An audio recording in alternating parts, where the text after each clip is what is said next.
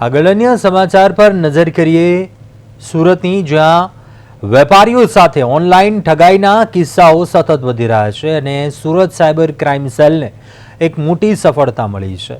ચીનથી સસ્તું કાપડ મંગાવી આપવાના બહાને લાખો રૂપિયા પડાવનાર કૃણાલ ભોજક નામના શખ્સની પોલીસે અમદાવાદથી ધરપકડ કરી છે। આ ભેજાબાજે અત્યાર સુધીમાં અડધો ડઝન વેપારીઓને પોતાનો શિકાર બનાવ્યા છે। ઝડપાયેલા આરોપી કૃણાલ જનકભાઈ ભોજક ફેસબુક અને ઇન્સ્ટાગ્રામ પર શિપિંગ એજન્ટ તરીકેની આકર્ષક જાહેરાતો મૂકતો હતો અને સુરતના એક વેપારીએ જ્યારે તેનો સંપર્ક કર્યો ત્યારે ચીનથી કાપડ મંગાવવા અને ક્લિયરન્સ માટેની કસ્ટમ ડ્યુટી ભરવાના નામે આરોપીએ ટુકડે ટુકડે કુલ 29.43 લાખ રૂપિયા પડાવી લીધા હતા અને નાણાં મળ્યા બાદ આરોપીએ પોતાનો મોબાઈલ ફોન બંધ કર્યો।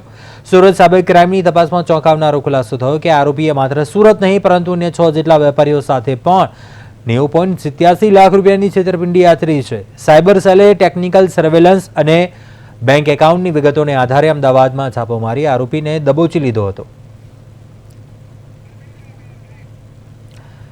વધુ વિગતો મેળવે સંવાદદાતા અરવિંદ રાઠોડ લાઈવ જોડાયા છે। અરવિંદ, સુરતમાં વેપારનું હબ ગણાય છે સુરત અને અવારનવાર ક્યાંક વેપારીઓ છે તે ઠગાઈનો ભોગ બનતા હોય છે। સુરત સાયબર ક્રાઇમે ઠગને ઝડપી પાડ્યો છે અને વેપારીઓ સાથે ઠગાઈ આચરી હતી। શું હતો આખો સમગ્ર મામલો અને શું વિગતો? બિલકુલ કુંજ, સુરત એટલે કે આર્થિક જે રીતે ગુજરાતનું આર્થિક પાટનગર માનવામાં આવે છે ને, જેમાં ટેક્સટાઇલ માર્કેટનો મહત્વનો ફાળો એટલે કે હબ ગણવામાં આવે છે।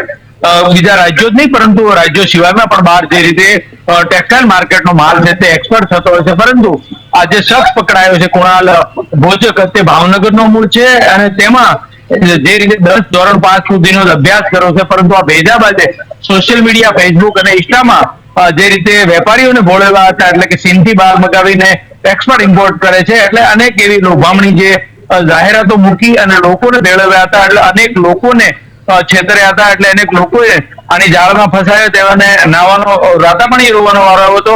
એટલે જે રીતે તેમની આખી ઓપરેન્ડી હતી ને, ખાસ કરીને સોશિયલ મીડિયા થકી ફક્ત 10 ધોરણ સુધીનો ભણેલો આ વ્યક્તિ જે ભાવનગરથી લઈને આખું સુરત અને અમદાવાદ જેવા શહેરોમાં લોકોને ટાર્ગેટ બનાવ્યા હતા। વેપારીને ટુકડે ટુકડે અલગ અલગ જે કિમિયામાં જમાવી અને પૈસા લઈ લેતો હતો। પરંતુ મહત્વનું છે કે જ્યારે અમદાવાદથી સુરત કાયદો ચાલે પકડ્યો છે, પરંતુ જ્યારે ધરપકડ બાદ વધુ એટલે કે ચોક્કસ કેટલાક અનેક લોકો સાથે આ રીતની છેતરપિંડી કરી છે અને સાથોસાથ કુલ મળે 90 લાખથી પણ વધુ આ વ્યક્તિએ જે જયારે કરી નાખ્યું છે, ત્યારે હાલ તો પોલીસે વધુ કેટલાક ગુનામાં છે કે કેમ એટલે તેમની તપાસ આરંભી છે। પરંતુ સુરતના અનેક વેપારીઓને આ રીતે નવડાવ્યા હતા અને 10 ધોરણ સુધીનો અભ્યાસ કરેલો માસ્ટર માઇન્ડ અને આની ઝપેટમાં વેપારીઓ જે સારા રેગ્યુલર વેપારીઓ તે પણ આવ્યા હતા। ત્યારે હાલ તો જે રીતે તેમની સામે કડક કાર્યવાહી અને વેપારીઓની પણ લોકો ઈચ્છી રહ્યા છે કે અમને પૈસા પરત મળે છે। જી ચોક્કસથી અરવિંદ, ખૂબ જ ગંભીર મામલો છે, કેમ કે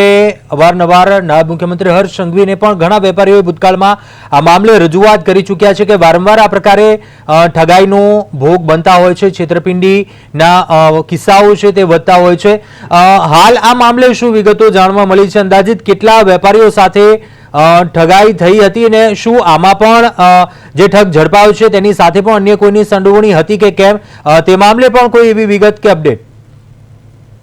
બિલકુલ, હાલ પોલીસે તેમની ઝીણવટભરી તપાસ કરી છે। બીજી તરફ ટેક્સટાઇલ માર્કેટના વેપારીઓએ નાયબ મુખ્યમંત્રી હર્ષ સંઘવી સહિતના અને પોતે પણ ફાઉન્ડેશન એટલે કે પોતે એસોસિએશન ચલાવતા હોય છે અને જેમાં અનેક વાર આવી રીતે ઠગાઈનો ભોગ વેપારીઓ બને છે। અનેક લોકો છે આ રીતે લોભામણી સ્કીમ અલગ અલગ કિમી અપનાવી અને વેપારીઓ પાસેથી જે મોટા માલ લઈને આખું ચીટિંગ કરતા હોય છે, એટલે છેતરપિંડીનો ભોગ કરવો પડતો હોય છે, વેપારીઓને સહન કરવો પડતો, એટલે અવારનવાર સુરતમાં આવી ઘટનાઓ બને છે। તેમ છતાં પણ વેપારીઓને ક્યાંક નફો કમાવાની લાઈનમાં આવા લોકો તેનો શિકાર બનાવે છે અને વેપારીઓને જે રીતે ચીનમાંથી એટલે કે પોતે એક્સપોર્ટ ઇમ્પોર્ટ અને બીજી જે કંપની પોતાની એટલે ફેસબુક અને સોશિયલ મીડિયામાં જાણે પોતે મોટો મહા વેપારી હોય અને લોકોને એમ થાય કે આમાંથી આપણને સારો માલ લઈ અને સારી રીતે પૈસા કમાઈ શકશો।